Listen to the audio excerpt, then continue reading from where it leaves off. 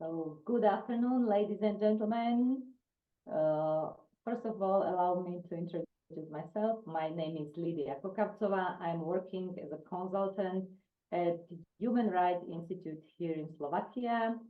Today, I will be hosting this already third event in a project called Strengthening Bilateral Relation between Reform and Human Rights Institute. This project is supported by Norwegian grants and the Slovak government. And probably a small disclaimer, everything published during this session reflects only the opinion of the speakers and Human Rights Institute. Neither the Norwegian funds nor the Slovak government is responsible for the content of the project, but still we are grateful for their support. So today it is my pleasure to welcome here Mr. Ole Nordhjell from Norway, who will be our speaker today. And today's topic is domestic violence and also gender-based violence. So today we will know something more about issues connected with domestic violence. Please, Ole, the word is yours. Thank you, Lydia and Peter, and thanks to the Human Rights Institute for giving me this opportunity to talk about, or giving you some insights about how a resource center for men in Norway works with the topic of domestic violence. So I am a sociologist and a chief advisor at the Reform, and have been working with this issue for some time, even though I also work with other issues like fatherhood. The plan was for me to do this presentation alongside our therapist, Steinar Kvam. Unfortunately, he due to loss in his family, he wasn't able to join me here. So I will not go into detail about more or therapeutic work.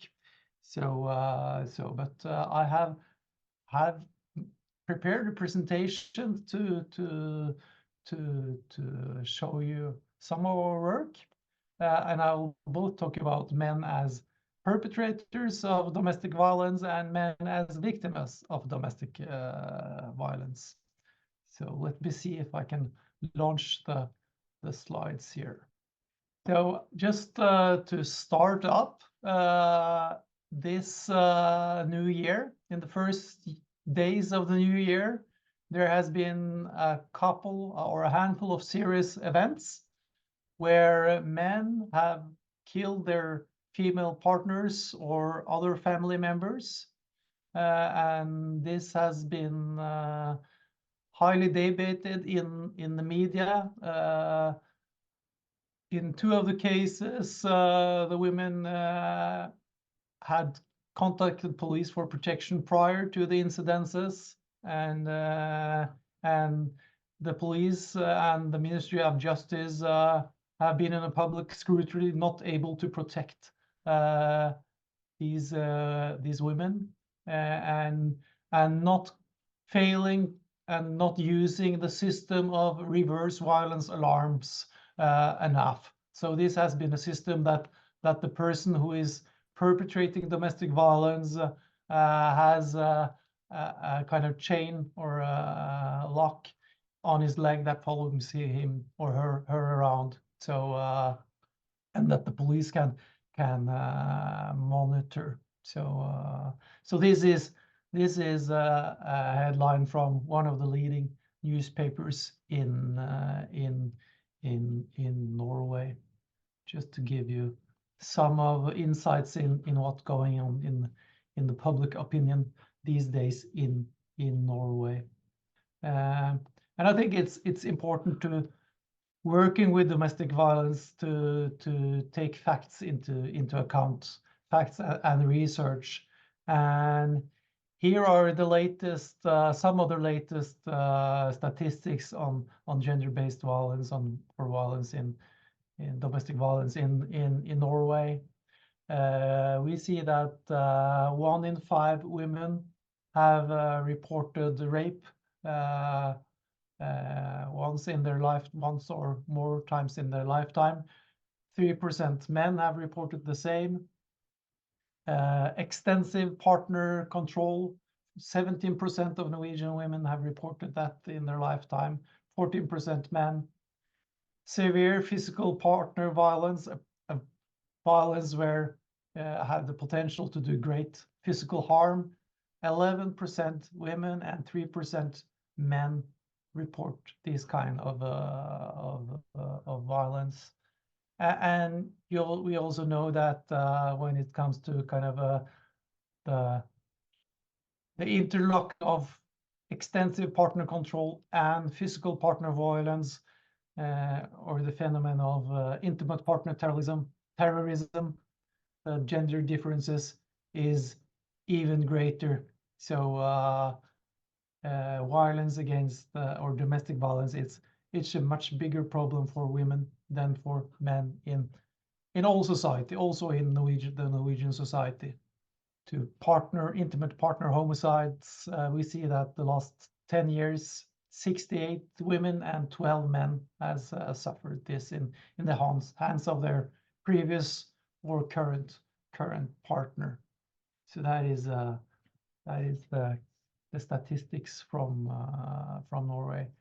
So this is one of the reasons why Reform as a resource center for men, we are part of a greater alliance that is called the Red Button Alliance to end violence against women, or stop violence against women, that the campaign is called. So this kind of button that I wear is a signal of this violence or this campaign. So we actually had a campaign, this event this morning at one of the larger train stations in Norway, where we contacted people and asked them to wear this button to signal this as a problem.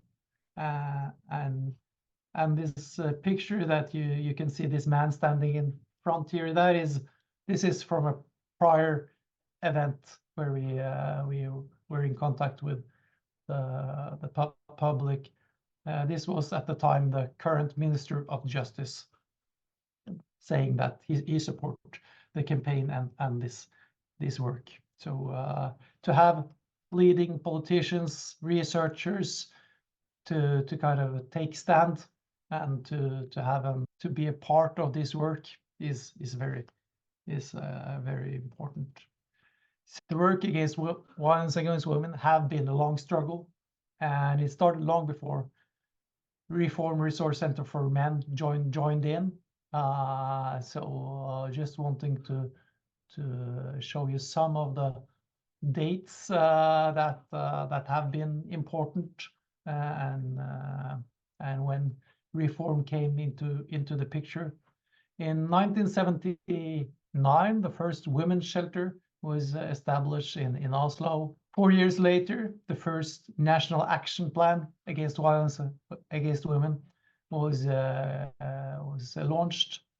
And in 1987, the first therapy service for male perpetrators of violence was established, alternative to violence, that is still up and running.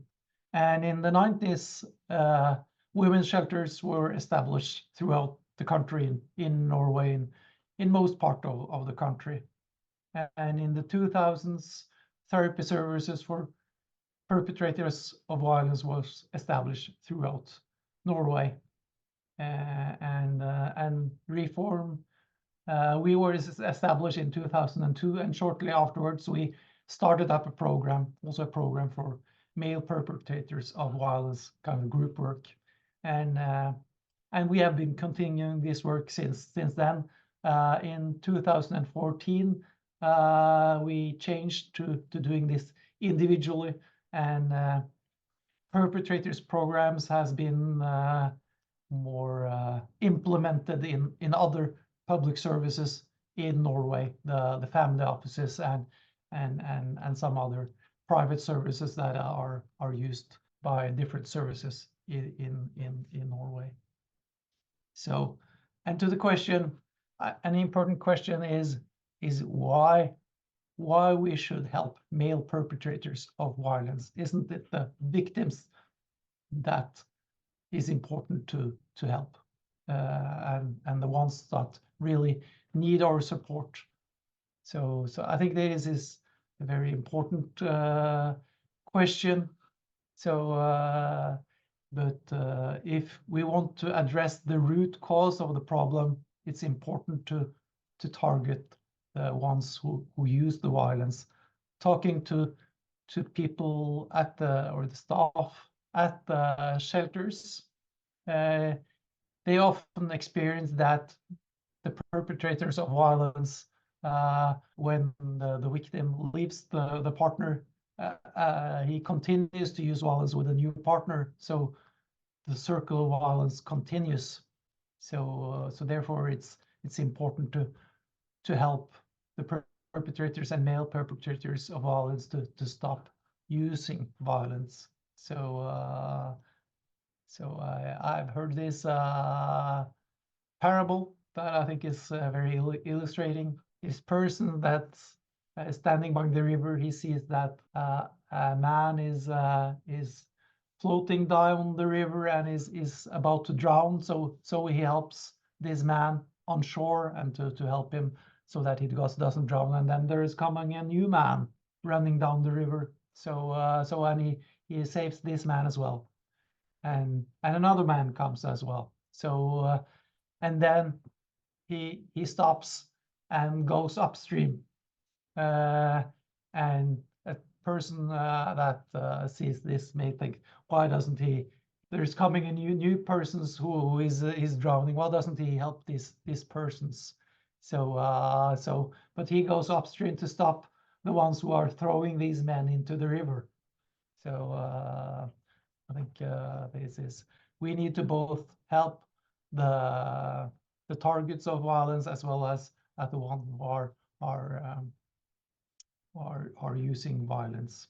So and we believe that it's the more than a punic system that is necessary. But when doing this work, it's important to have standards like partner contact to make sure that the perpetrators of violence doesn't that the violence really stops, and that he doesn't, or she, if it's a woman, doesn't use the therapy to continue using violence. So there is a European network that we have been connected, work with perpetrators networks that you can check out, that have standards for perpetrators programs.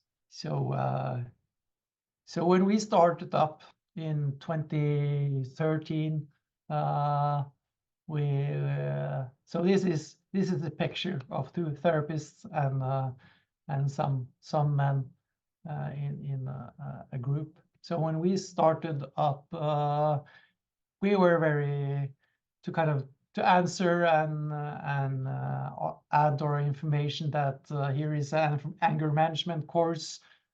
The course is for men who have issues with their anger towards others, towards themselves, or suppress anger, and are more motivated to change their anger of dealing, or their way of dealing with anger. We had trouble having men in 2003 and the first years that very few men came. But now, but after a couple of years, the problem was the reverse, that we had much more demand for the service than we could provide.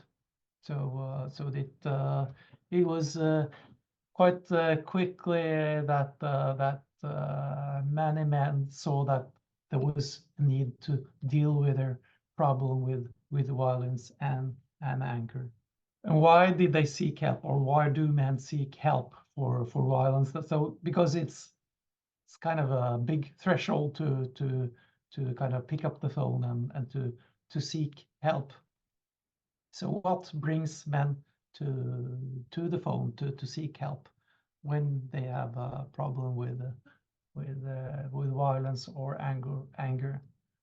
So typically there has been an episode where the man has crossed a border where he feels ashamed or is afraid of his responses, that he has felt that he has lost control.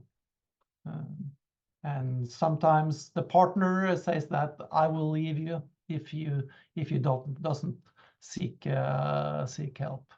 And in quite many instances, also men are motivated to become better fathers, that they see that they are not good parents to their children.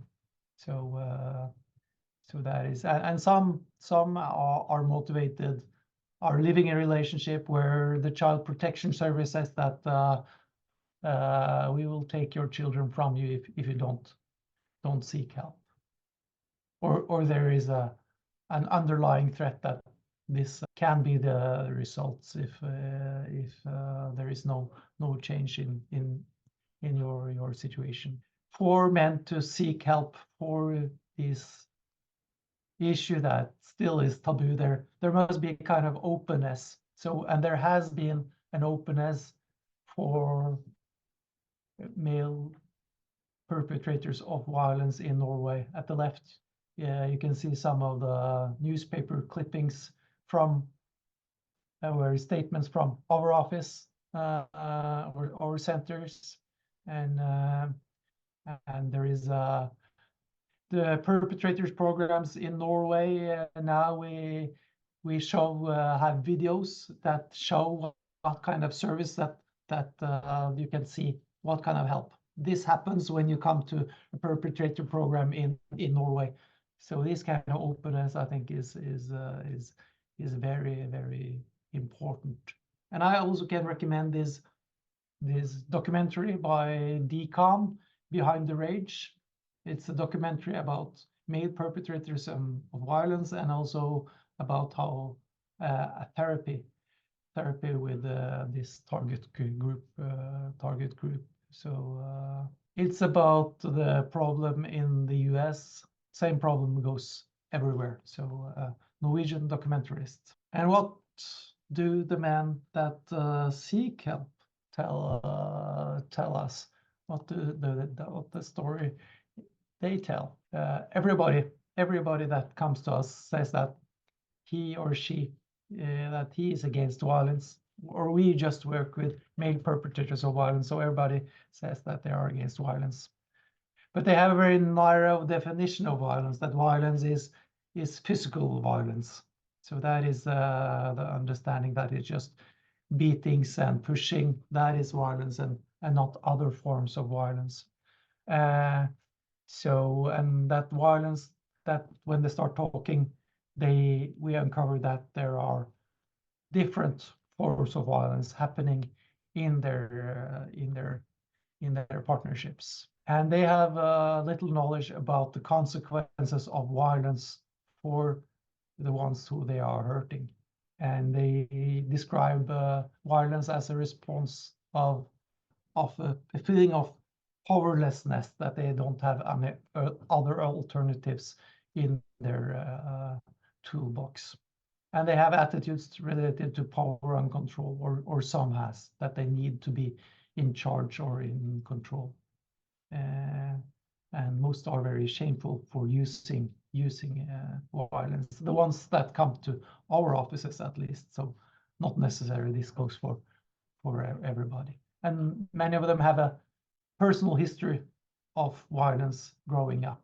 So that is also important to deal with in the therapy, not to excuse the violence, but to get the man to understand his own personal history. So one of the important we do in the counseling is that we lecture and teach about violence, so that they have a broader understanding about violence. Here are some forms of violence that we teach in the perpetrator program or in the individual counseling: physical violence, psychological violence, material violence, stalking, sexual violence, latent violence, and digital violence. So that it's important to have a broader scope and understanding of what is domestic violence and violence in close relationships. In addition, in the counseling, we counsel of specific violent episodes: the first, the worst, and the last. Our therapist is very specific when he's talking with perpetrators of violence. You must be very upfront when you work with this issue. And another thing is exercises, and to aggression is a primary feeling, but there's always another feeling that is prior to the aggression, and there are other solutions than using violence or becoming angry. So to have exercises and to dig into your feelings is very important to find other solutions to dealing with your anger and your feelings. Lastly, about our work with perpetrators, it's important to be clear that it's always the perpetrator who is responsible for the violence, and the perpetrator must take responsibility.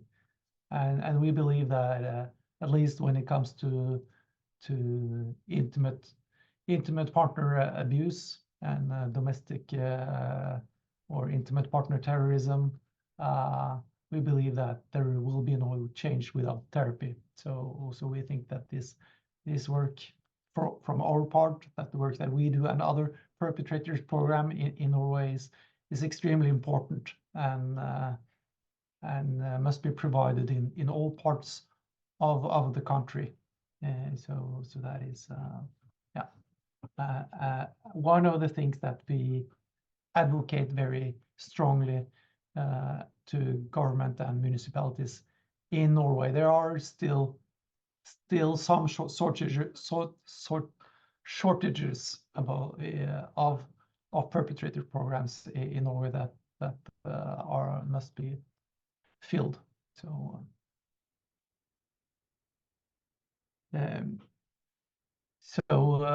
some points about our work with male victims of violence, because we do this work as well. So why do we want to help male victims of violence? Isn't it the women who are?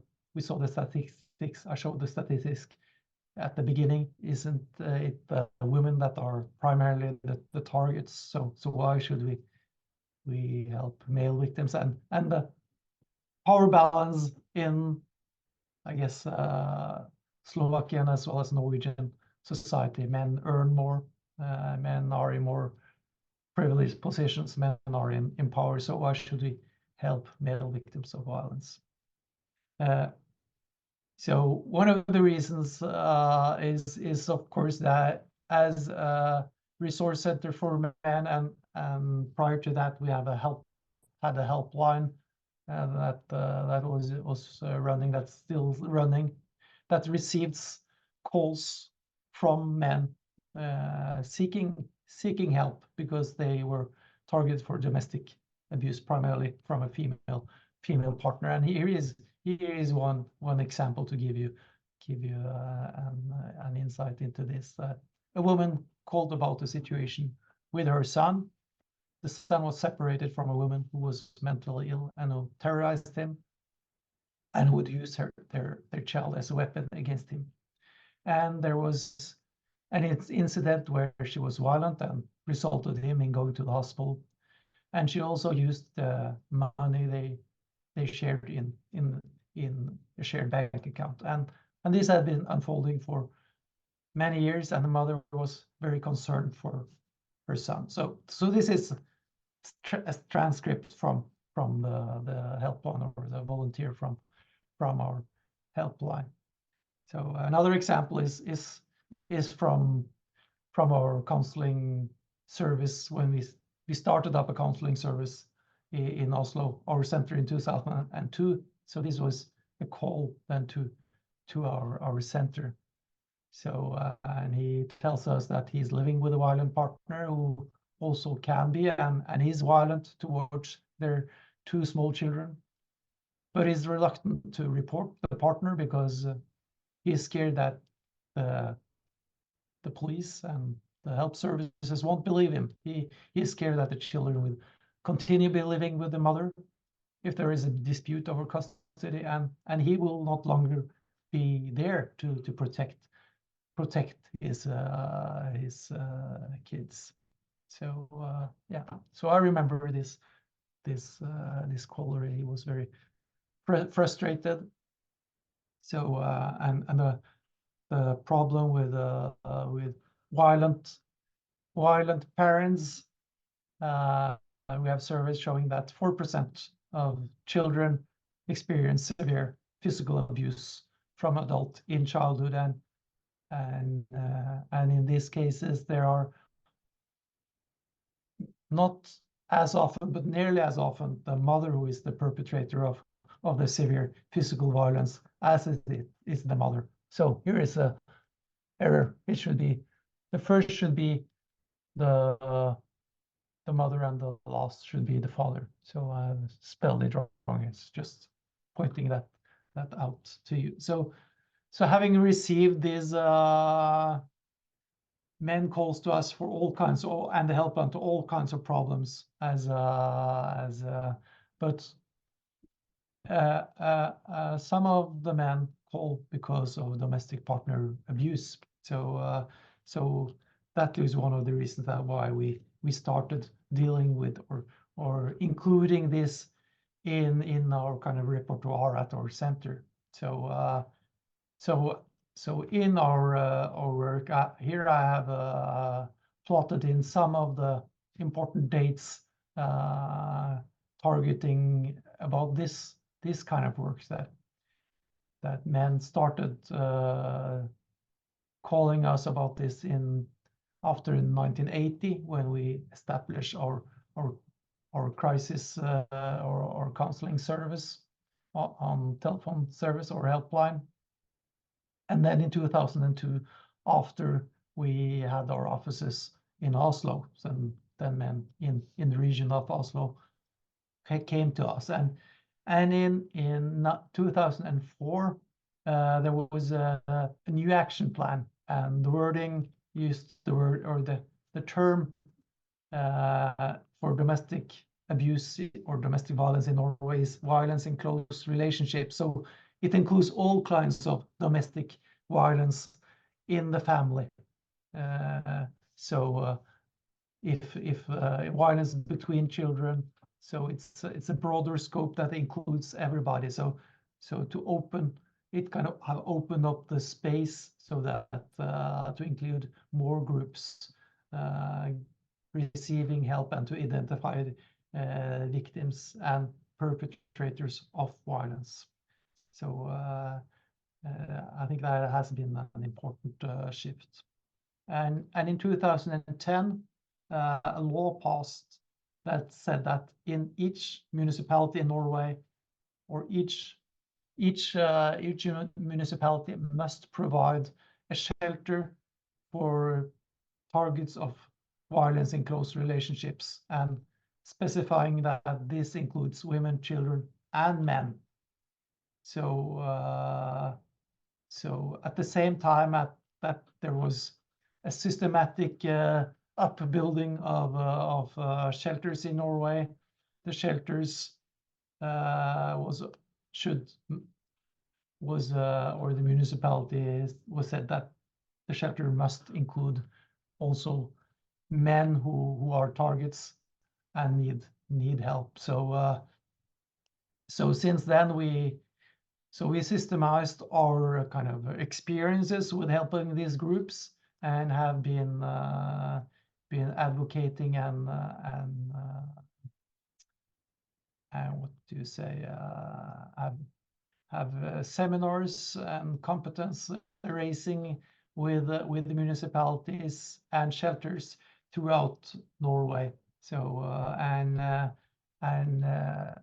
one of the things that we have done in the last couple of years is we have made a digital course for staff in family service about male victims of partner violence that you can check out yourself.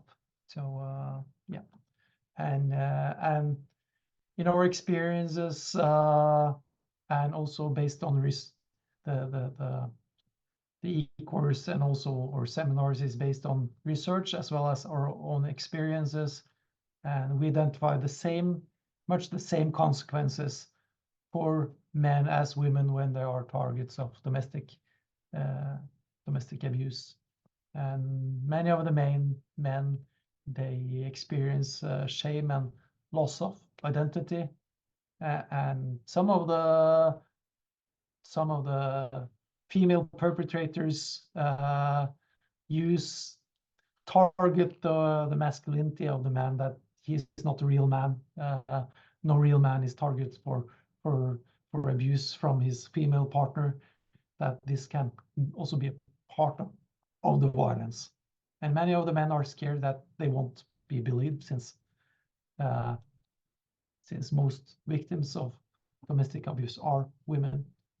In the men coming to our offices, many of them have suicidal thoughts, and many men that have been targets of domestic abuse lose contact with their children.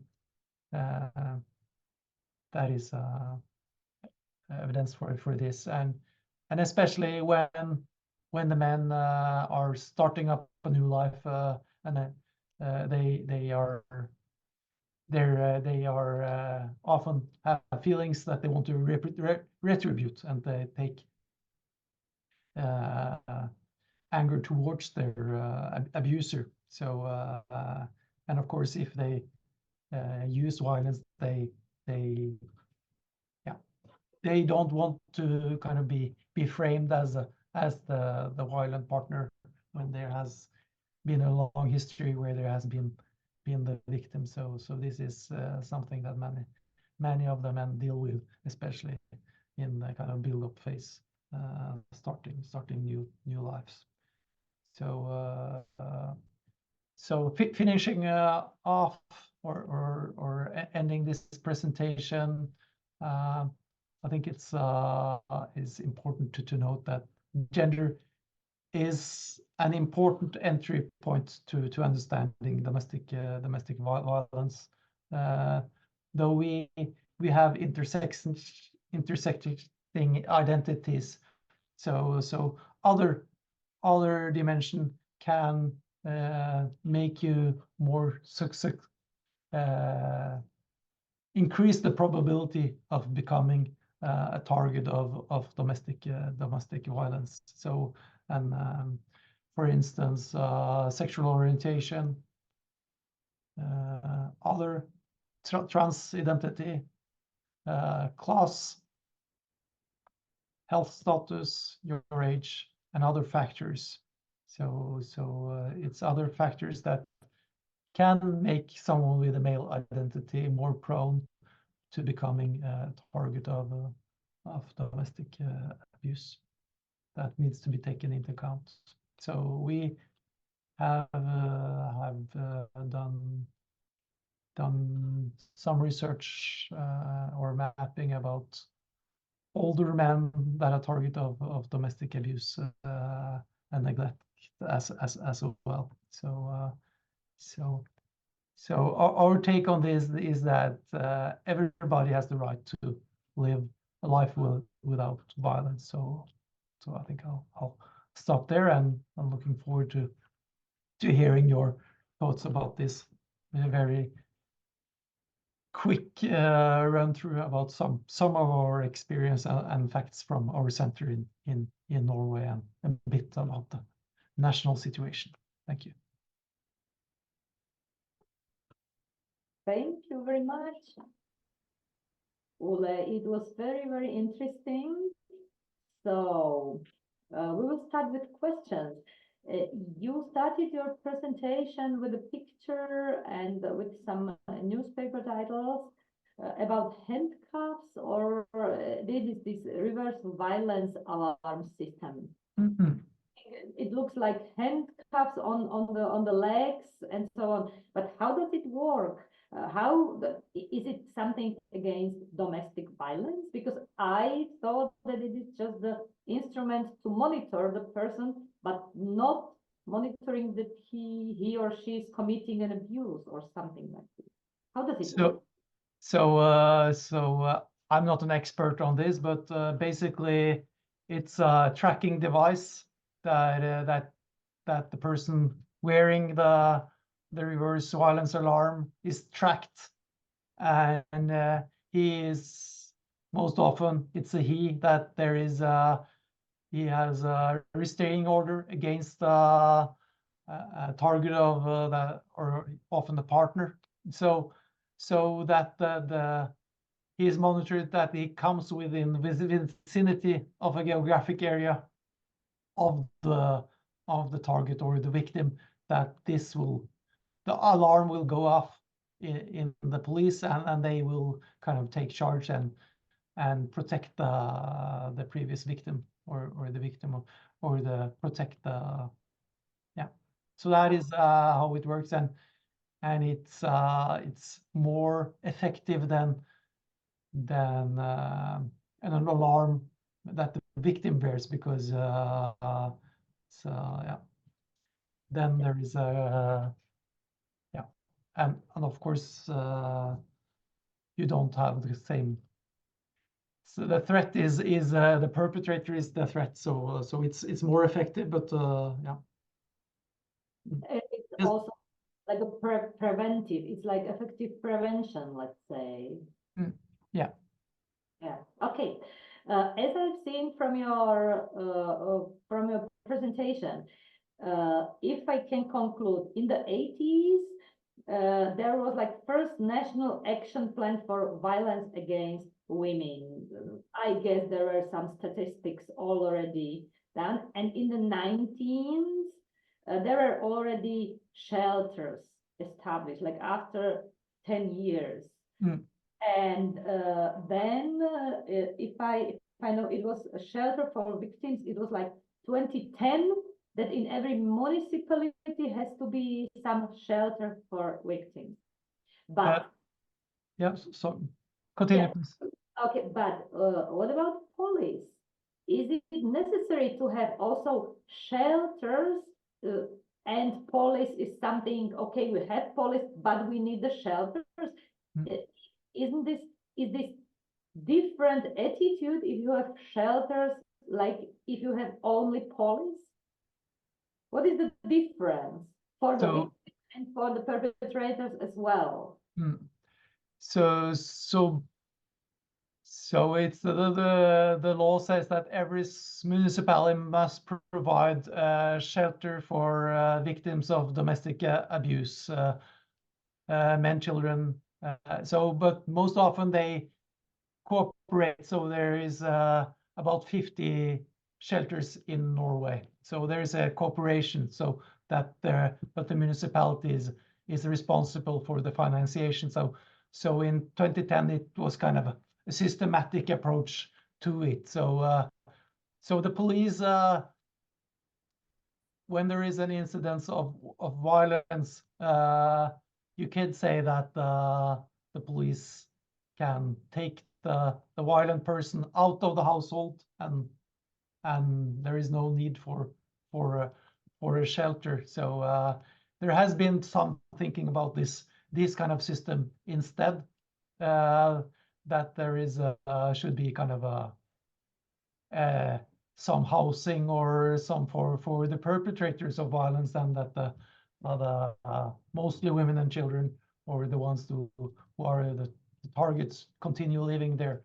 But the system of shelters have so far been most used and successful. There is to document that someone in the nitty-gritty every day life, it's not so easy to document violence. So in unclear cases and the situation, it's I guess it's easier, maybe not the right word, but to move out with your children to the shelter rather than to call the police and to have them throw the perpetrator out of the household. Okay, so it's like something like safer or more intimate for the children and for the woman or man to hide there, so to say, or to stay there than to go immediately to the police. It's like more intimate, discreet, or something like this, is it? Yeah. Yes, and a place to live, to have protection, a place to have protection. So and to be in a similar situation as other targets of violence. So it's you have multiple needs. You often need to build a new life. You need a job. You need care for your children. You need psychological help. You need to fix your financial situation, and you need protection, potential protection from the violent party. So and the shelters in the shelter law have the obligation to provide all these services that is within the shelter law. Yeah, I see now. Okay, I see. My next question comes to the society and the role of the society. Because in domestic violence, sometimes the couples cannot help themselves with the violence because the woman loves her man, let's say, or they love each other, but still there is some violence, you know these feelings and everything. Is the central point for improving the domestic violence the person who is raped or violated, or should it be the society who can see, hear it, listen to it every day, neighbors and so on? Who should be the central point in improving the situation? So I guess that is a important but very complicated question. Who is responsible? So like I ended the presentation that everybody has a right to live a life without violence and abuse. So I think the process, you see that the numbers of domestic abuse in Norway is still quite high. So and one of the reasons I guess is that the threshold of toleration of violence is low, that no one should, that there is more kind of less tolerance, that you report, that everybody should report, and it should not go under the radar when someone is doing small or large act of violence towards another. So it's it must be everybody's responsibility to kind of step in and say this is not okay. So that is visual culture that it's kind of in every part of society, in schools, so that is so there is a new action plan against violence in close relationships now that is being laid down, and I think it's getting better, that it's making every ministry and every part of society responsible for taking actions. You said, if I understood it well, you said that a reform you had after some years more demand from men to help them than you could provide or you could cover. So what was the reason? Were the men suddenly wiser, or how did it happen? So to be a violent man is not a good life. And to have a good and rewarding relationship towards your partner and towards your children is the norm and important. And that the knowledge that help is out there, and the not so much taboo, that is it less taboo than it was previous. That was I think is the key factor to this. So and I think also that we use the wording anger management. I think it's easier to kind of step into an office when wording like there is a process of identifying your problem. So we use the wording anger management as kind of to lower the threshold to seek help. And even though many of the men really had serious issues with usage of violence. So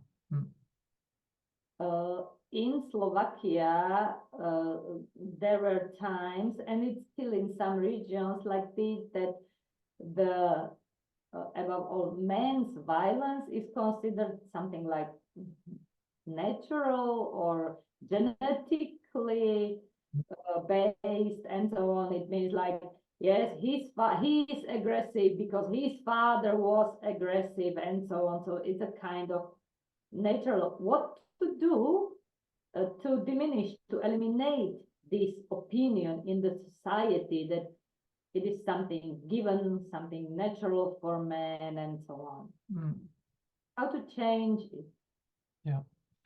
So I guess that school and education is very important to stop this kind of attitudes, and also to target parents, and that this is not a good standard. So and of course there is most fathers and most men do not use violence. So it's even though the ones that use violence against their partner are predominantly men, most do not use violence and do not see this as an acceptable alternative. So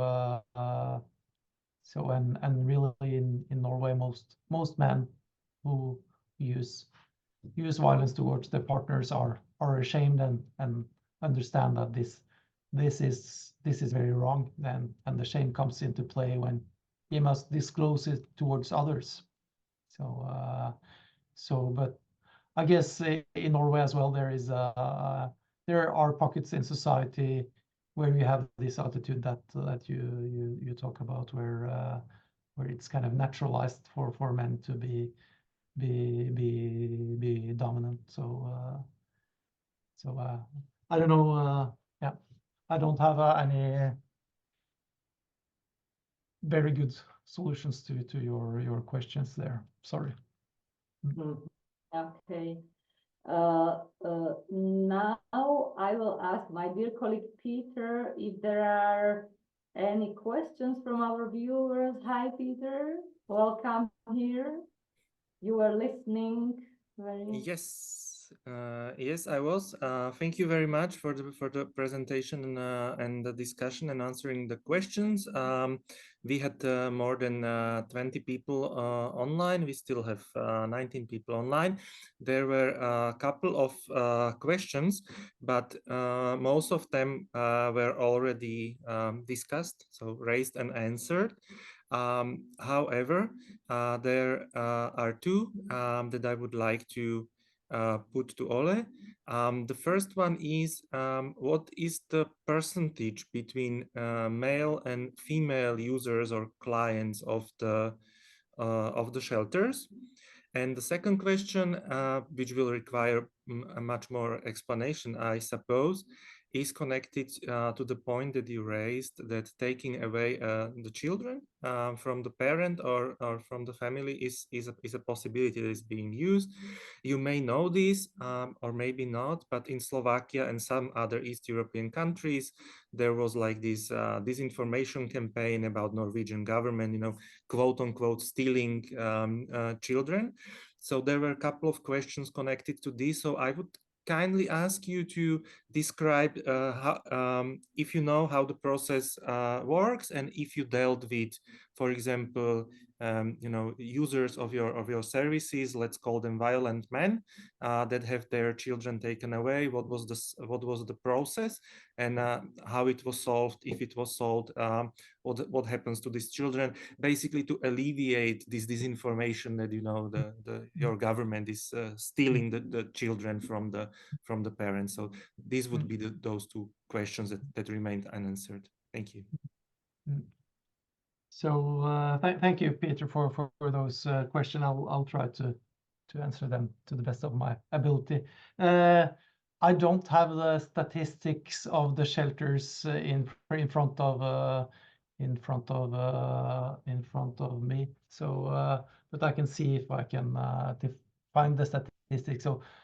So it's the shelters have two main services.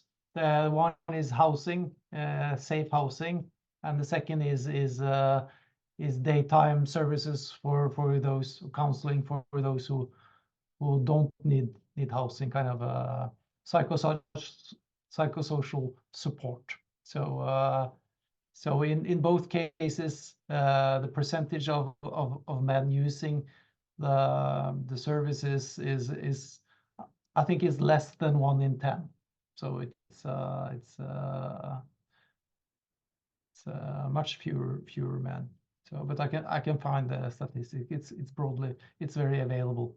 But the men that use services, both the sheltering and the conversations, research show that they are very satisfied with the services. So that is to the next question about the threat of the Child Protection Service taking your child.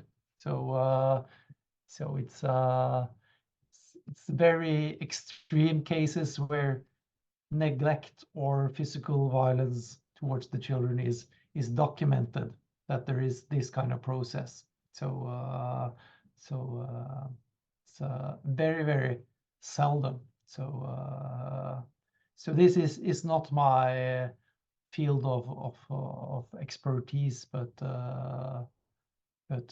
there are, before there is a process of